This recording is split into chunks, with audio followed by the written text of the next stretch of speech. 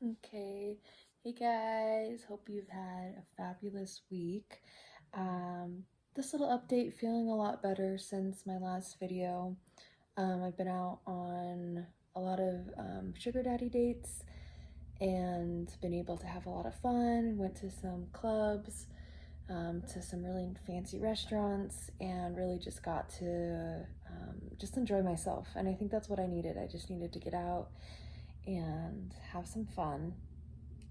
So I've been feeling better, still overwhelmed at times. Um, I think, like some of you mentioned, like it's really hard to find that balance. I get overstimulated very easily, and it's hard to set boundaries on what I need and listen to my needs. And I think that's what I really want to focus on. I've been focusing on sitting down and writing what I want my goals to be for 2023. And my big things this year are going to be self-love and creativity. So I sat down and I assessed what self-love activities that I would like to do in my life and what activities do I need.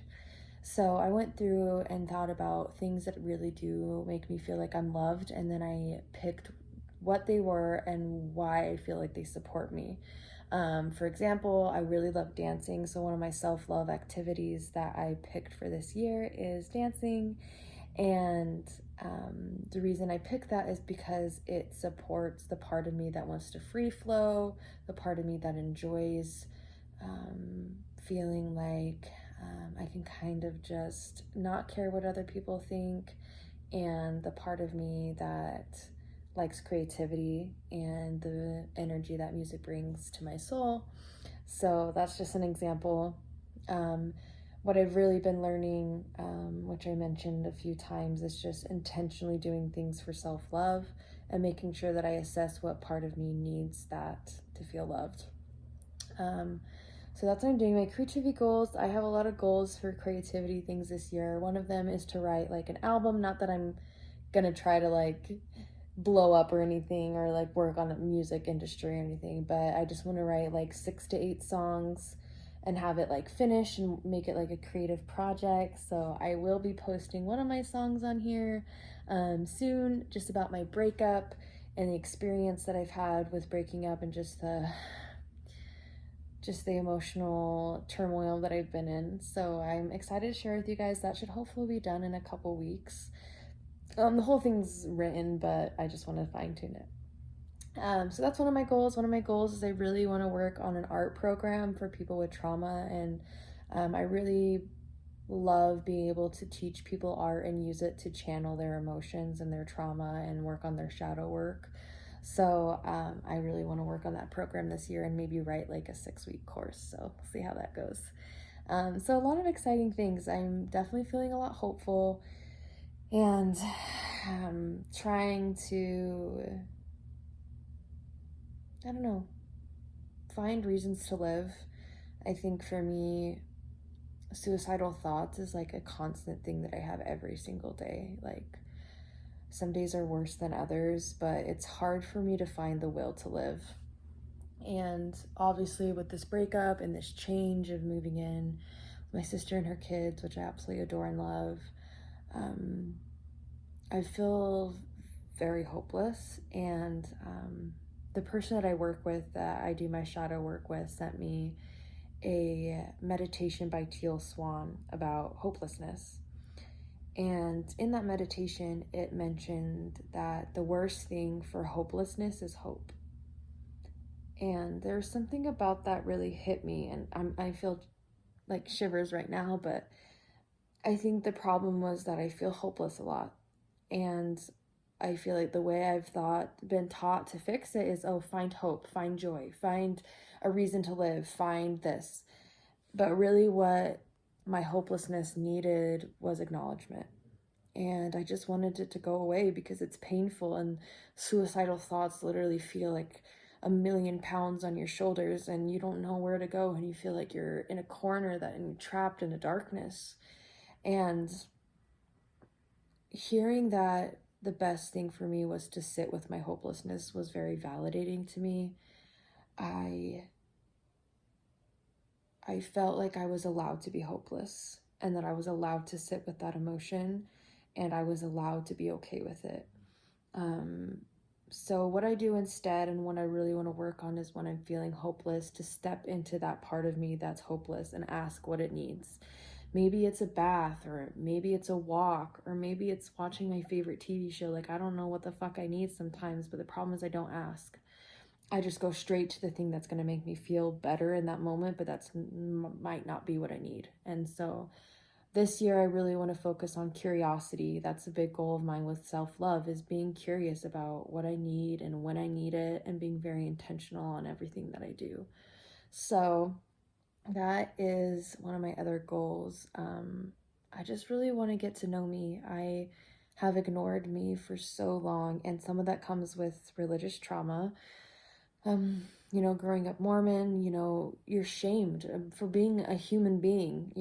You're shamed for everything that you do and want and need, like sex. Sex for me is a need that I love and I need it. And I mean, obviously I can go without it, but it's a need that needs to be acknowledged and loved and not shamed. And I shamed that part of me for so long. And I'm also pansexual or bi.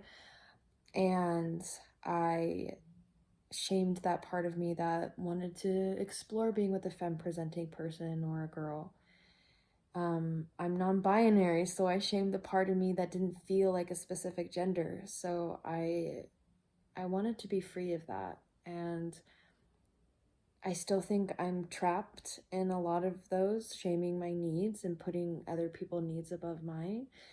And what I'm really learning is the more I focus my energy on myself, the more I can be there for people. I care a lot about people, and to a fault, and so I'm just going to work on being curious and asking myself questions and making sure that I'm addressing what I need and being intentional about it. So that's been better. That's helped a lot, even with the self-harm and suicidal urges that come. I know that they need something. They need my attention, and I need to listen instead of just bulldozing over them with hope and positivity, which is scary. It is scary. It is hard to sit in those emotions, obviously, because I've acted on them as well. But it's good. And I also had a good week because I got to talk with my ex, and things got hard for a minute because I fell kind of back in to our toxic patterns, and he lied again about stuff, and I needed another wake-up call, and I was like, fuck, I can't do this anymore. I have to stop. But we had a really good conversation. He came to me and said, we need to set boundaries, like no sleepovers, no hand holding, no physical touch, like just as if we were friends. And he's like, I just want to deserve your love. And not that he's unworthy or that I would ever make him feel that way, but for some reason it was really validating for him to understand that I've been putting in so much effort and putting in so much change and going to therapy, and I'm on medication and doing it all, and he just hasn't been growing with me. And he's starting to recognize that and understand that he hasn't been putting in the same effort and passion that I have. And if we ever were per chance to get back together, he wants to be at that level with me. And I appreciated that he wanted to set those boundaries enough so that I could get love that I deserved. And I really hope that he goes to therapy. He's signing up for shadow work therapy that I'm going to. So I'm excited for him to grow and learn. He will always be my best friend as of right now. Who knows where life will flow. But I don't know. I just hope that if you're watching this, I would love to hear what your goals are for 2023. And I'm not the typical. I want to know what you really need. I feel like we get wrapped up in 2023 goals of stuff like fitness and this and more discipline and more blah blah blah and food and eating right and losing weight, or I don't know, like waking up at 6 a.m. every day. Like, we set such high intentions and goals for us that's what I've always done. I am a recovering perfectionist 100%, which being on disability is very hard because my productivity is not what it used to look like. I've slowed down quite a bit, and it's hard. I always set these really high goals for me, and I always felt like a failure, which that failure turned into, I don't want to try. Why would I try? Like, if I know I'm going to fail anyways. I know I'm going to have a mood swing, and then I'm going to be shut down for a couple days, and then I'm not going to follow through. And this year I focused on what I need, like what I truly need. And I don't feel like I have to make this schedule or this goal or this measurable thing, because I deserve more than a metric. I need love and compassion for myself. And when you're making your goals, I want you to be very compassionate on yourself. You're not a machine. You are a powerful divine being. And I want you to focus on what brings you joy, what makes you feel good, what's going to help you grow as a person spiritually. And maybe you want to focus on your career or finances. That can also be something that doesn't have to be so rigid. I just like to rant. I know I'm ranting now. It's late, and I feel like I just wanted to make a video and rant. I just feel like I have so much to say. I just want to be real with people, because sometimes the world fucking sucks. Honestly, I'm just gonna say it as is. Like, I don't want to hear any like glass half full, the world has lots of positivity on this. Like, that's just the reality sometimes. And I feel like it's more positive when we can acknowledge that the fact that a lot of the world sucks. There's so many shitty things that happen to us, to other people, and it's okay to sit in that. And, obviously you can't like stay there forever, otherwise you get bitter and resentment and it never goes away, and then you're unhappy. But if you just took the time to sit in with like how hard things are, I feel like we'd be able to cope a lot better. And I say that's easier said than done, because I try to get rid of all my emotions.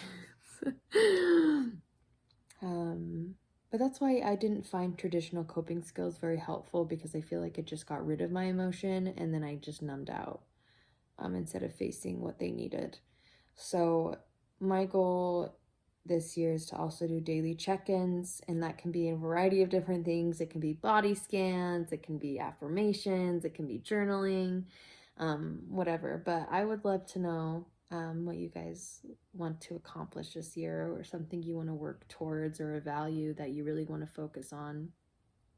I am feeling really hopeful about 2023. I feel like this is really my year to get to know myself and to value myself more than I ever have. And I hope that's what happens. It's easier said than done. And I don't know. Let's say I was depressed for most of 2022, almost, I would say, about 8 to 9 months of the year. Very long span time of depression this last year. And I'm hopeful that it's going to be